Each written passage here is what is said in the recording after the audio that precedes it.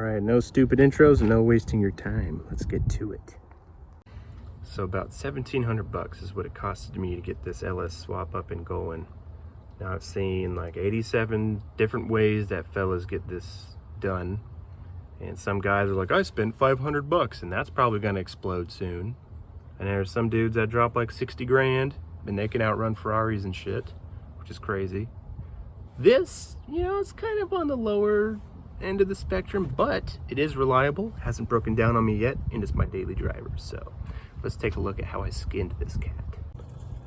So let's start with the engine mounts. These are the eBay knockoff version of the Dirty Dingo adjustable mounts, and they make installing this LS very easy. Let's get to the other side. They allow you to, install the motor with still some tension on the cherry picker chain, and you can adjust it back and forth till it sits in just right, which made this, it took me and my buddy, like two dudes that kind of really don't know what they're doing at all, about 15 minutes to get this thing plopped in, just installed, not wired or anything. So the stock pan does fit. It was annoying that there's no info about that on the internet.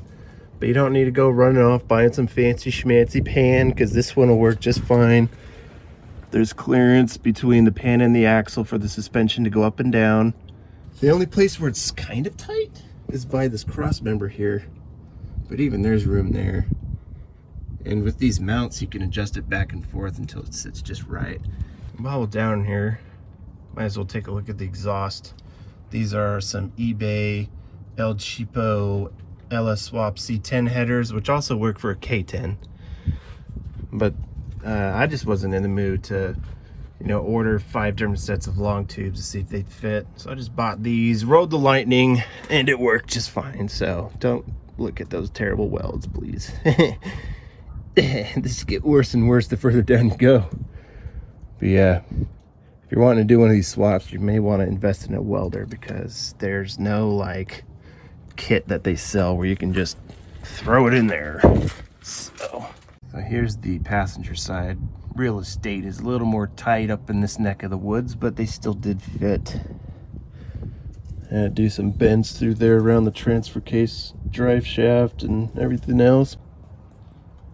So one thing to keep in mind is I am running a 4L60, and these headers only work for a 4L60. They won't work for a 4L80 or 700R4 unless you trim the bell housing ears on the sides, because there would be no clearance there. Let me show you what I mean. So this here is the original reason why we LS swapped it, because this thing blew up, bud. It's awesome. So you'll have some clearance issues with that exhaust if you want to buy those headers, because of the ears that are on the sides of this 700R4. These, so I think 700R4s, 4L80s, TH350s as well. I think, I'm not 100% positive on the last one. Also, if you want to run a 700R4 behind your LS swap and a TH350 as well, you're going to need this adapter ring that goes on the snout of the torque converter, and this flex plate as well. And I'll sell them to you if you want them for $100 or $80, 70, $50. I don't know. Just let me know, and if you need them, I'll send them to you for just a little bit of money. So I also wanted to take a look at the shift linkage. The stock K10 shift linkage will work just fine on your shift column as well. The only thing you got to do is, that's the original hole for the right side. You just move it down and then bolt that in, and then drill a new hole for this side, and the geometry will be perfect, and it'll go straight into the shift mechanism of the 4L60. And why didn't you get a 4L80? Oh, there's a pin missing there. Doesn't need it. I'll tell you why I didn't get a 4L80, because I don't have money flying out of my butt. The other reason why I did the swap the way I did is because I didn't have to touch the drive shaft. I didn't have to shorten it or get a custom one made or any of that, because this adapter that Advanced Adapter makes, they sell them through Summit Racing. I'll put a part number up. That just makes it so you can use the stock 208 mounting bracket that goes on this cross member, and all I had to do was drill some holes like an inch further down the frame, and there's enough play in the yoke there where it can, you don't have to mess with it. So this adapter comes with a reluctor ring that you put on the output shaft of the 4L60, and then you put a vehicle speed sensor in this hole here. There's one on both sides. I put mine on the passenger side, but it just plugs right in, and that's how it hits its shifts. Works super great for me. So we're back up top now. Let's talk about the wire harness that I used. It was like $170 eBay made in China dealio, and I plugged it in and it worked just fine. It's made to go in the cab on the passenger side, like right here. It's supposed to, you're supposed to drill a hole right here. You can like use this one, but like all of the air conditioning vent tubes are right there, and you'd have to take a bunch of crap apart to make it work. I just wasn't in the mood for that. That, and these engine computers were in the engine bay for what, 20 years, and you never heard nobody. So the most Frankenstein thing about this whole swap was the cooling system. So these tubes are from the Suburban I pulled the engine out of. So is this radiator. These are the original brackets from the K10. Just stack some of those like vibrating pads that you put on the bottom of a washing machine so it doesn't shake your house apart, and some tabs. I just welded reinforcement here. And then this cooling fan is actually from a Toyota, like a 96 Toyota Camry or something. I think keeps it nice and cool.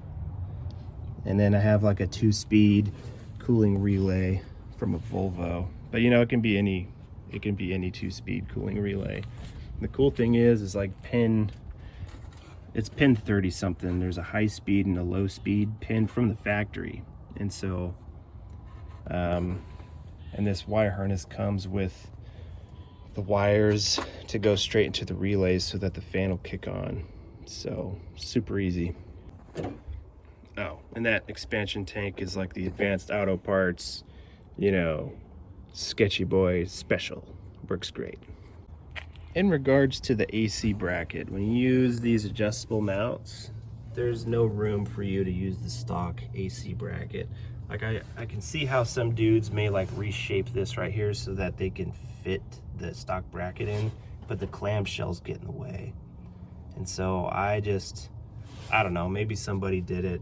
Go ahead and comment down below on how I'm incompetent, which is fine, and also probably true. So, but yeah, the AC, you're gonna have to, at least I think, you're gonna have to get like an adapter bracket from like ICT Billet. It goes like right here, and it mounts the pancake pump like right here in front of the fuel rail for you to be able to get AC in here. So one other thing that just blew me away is the vacuum for the brake booster. This is the original one from the K10, and just plugged right in there. It's almost like it was meant to be. Cool stuff. So every time I've gotten into this truck since I LS swapped it, you go and you turn the key, and she just fires right up every time. Something about that makes a man happy. Let's take her out for a spin, shall we? Alright, let's get a little pull going. Oh man. I don't care how depressed you are, that'll put a smile on your face, bro. Yeah. Yep. Every time.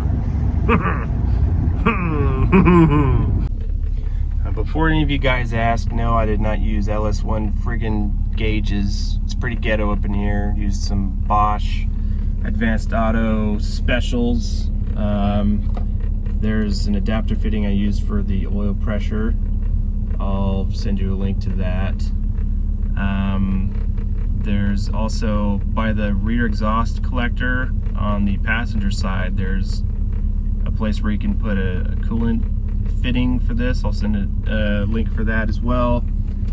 And then this is just wired into the truck's original wire harness for the voltage. Got this Bosch RPM gauge. Floats the boat. And then this is a GPS speedometer. And it's pretty accurate. Uses this GPS puck. You might be thinking, oh, well, the government will know where I am.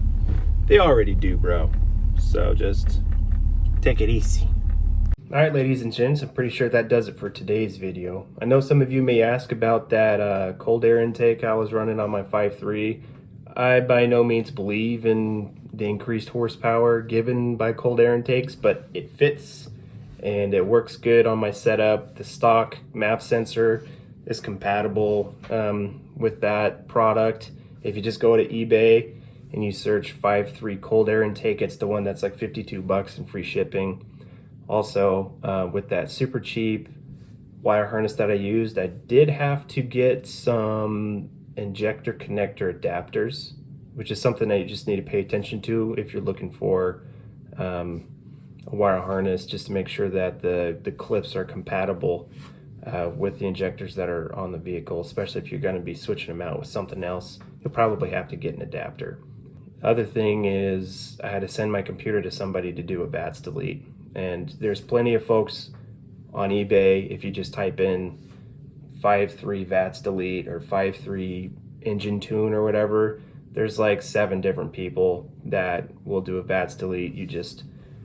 You purchase their service, you send your computer to them, they'll ask you like what your gear ratio is, what engine is it, what trans you're using and whatnot, and then they'll send it back to you within a week. The guy I did it through, he did it for 60 bucks. Now, if I could go back in time, I do kind of wish that I didn't spend the money on that wire harness and the computer tune and everything, because like if you ever want to do anything else with the truck, like if you want to put a cam in it or do nitrous or something, I don't know, like you'll have to take it to a tuner so that he can tune it for you, and you'll have to pay that fee, or you can get the tuning software yourself, which is like $300 or $400, and then you also have to buy credits, you know, for the vehicle that you want to tune. And so it's like at the end of the day, once that all adds up, you might as well have bought like a Holley Terminator or something, which is what I'm trying to save up money to buy. But that's just hindsight's 2020. So yeah, there's my super sketchy rendition on how I LS swapped my 1982 K10. Now, $1,700 was for everything. That includes like all the miscellaneous tools I had to buy, and like parts cleaner that I used to clean up the block, all the new seals for like the oil pan and the timing cover. That includes like all the miscellaneous random crap. But if you already have like all the tools that you need, it'll be even cheaper than that. So got nothing against carburetors. I just wanted something that I could go 80 miles an hour on the highway at, 1,000 RPMs, which does super great, by the way. Anyways, if you have any other questions, type them down there below. I'm super quick about getting back to you guys, so just ask away and I'll try and answer what I can. Take it easy.